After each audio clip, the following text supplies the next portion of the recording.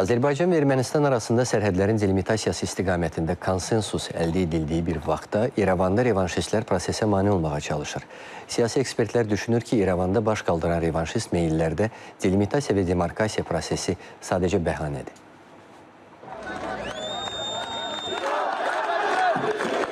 Bakı ilə İrəvan arasında sərhədlərin delimitasiyası ilə bağlı əldə olunan razılaşmadan sonra Ermənistanda revanşist ovqat yenidən dirçəlir.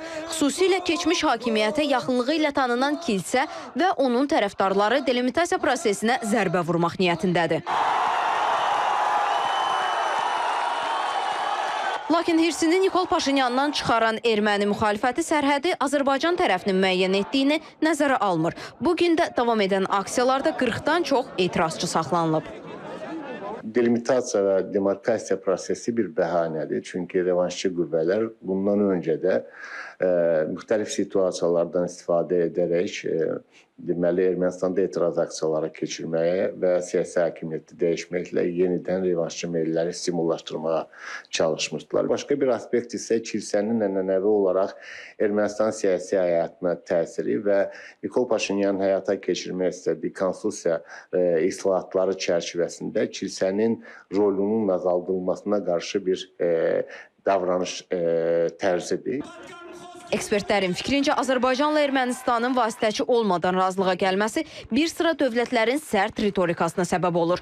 Öz maraqları üçün sülh gündəliyini pozmağa çalışan və Ermənistanı silahlandıran ölkələrdən biri də Fransadır. Fransa Afrikadakı mövqelərini itirir və bu itirilən mövqeləri hansısa yolla kompensasiya etməkdə maraqlıdır. Fransa nəinki Azərbaycanın əleyhinə olmağa çalışır.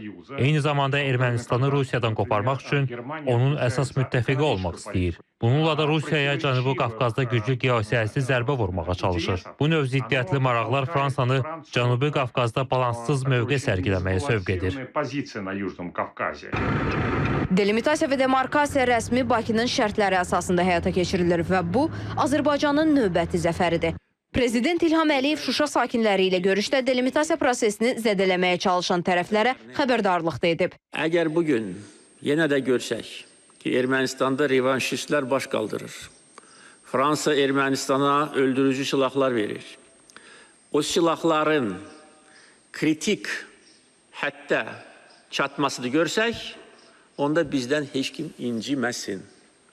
Hər halda hər kəs bilir biz nəyə qadirik, ordumuz nəyə qadirdir və iradəmiz nə qədər möhkəmdir. Heç kim bizim qabağımızda dura bilməz, heç kim bizə heç nə diktə edə bilməz və bizim daxili işlərimizə müdaxilə edə bilməz. Nəyə lazım biliriksə, onu da edəcəyik.